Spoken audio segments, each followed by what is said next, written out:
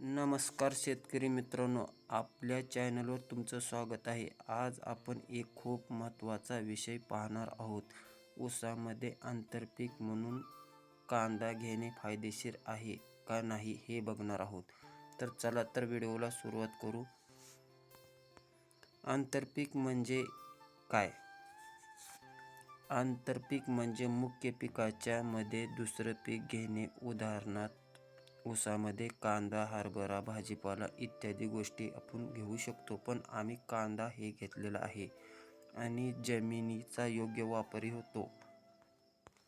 आमचा हा प्लॉट आहे 1 एकरचा. ऊसाची सरी सोडलेली आहे आम्ही 4.5 फुटाची आणि त्याच्यामध्ये आम्ही कांदा हे पीक घेतलेलं आहे. तर कांदा हे आम्ही कसं 4 पदरी लावलेलं आहे पूर्ण वरती बोधावरती. त्याच्यामध्ये हरभरा पण आम्ही हे पीक घेतलेलं आहे जागी जागी.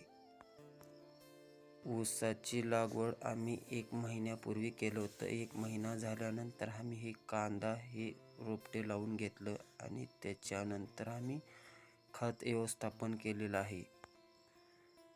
जे आम्ही ऊसाला खत टाकलं तेच कांद्यालाही फायदेशीर ठरलं. पाणी हे पीक आम्ही स्प्रिंकलरने दिलेलं आहे. तर कांद्याला पण फायदा झाला आणि ऊसाला पण फायदा झाला. याच्यामध्ये दोन्ही गोष्टीला फायदा झाला आणि वेळ पण वाचला आमचा. ऊसामध्ये पाणी साचू देऊ नका, कारण पाणी साचल्यानंतर कांद्याला फरक पडतो. कारण कांदे पिवळे पडायला चालू होतात. त्याच्यामुळं आपण जेवढं लागेल पाणी तेवढंच द्यायला पाहिजे असं पिकांना. ऊसाला पाणी सहन होतं पण कांद्याला पाणी सहन होत नाही.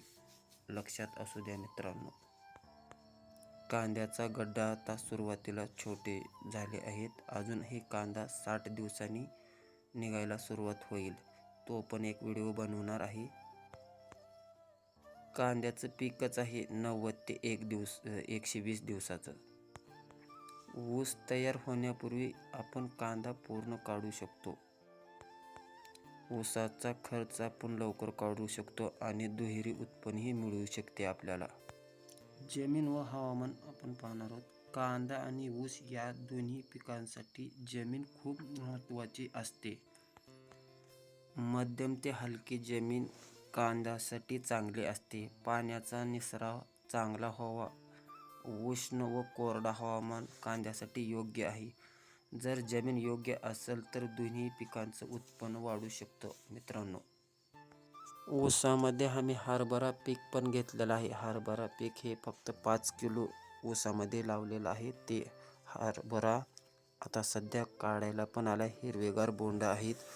तर ते आम्ही फक्त घरी खायला लावलं होतं. पण आता आम्ही ऊस दाखवतो. ऊस आहे आता सध्या हे 60 ते 70 दिवसाचा. ऊसामध्ये गवत नको आहे आणि कांद्यामध्ये पण नको आहे. आम्ही आता सध्या 2 खुरपण केलेले आहे या ऊसामध्ये. तर आपण आता सध्या बोरचं पाणी पण चालू आहे ऊसामध्ये. आम्ही सध्या 1 सरीला देतोय पाणी.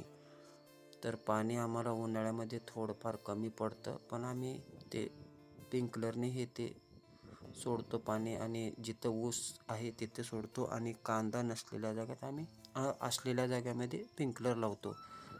तर मित्रांनो, तुम्ही बघू शकता ऊस आपला कसा आलेला आहे.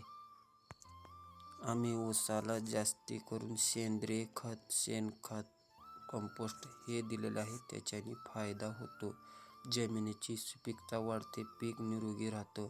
तर तुम्ही व्हिडिओमध्ये बघू शकता पीक आपलं कसं आहे.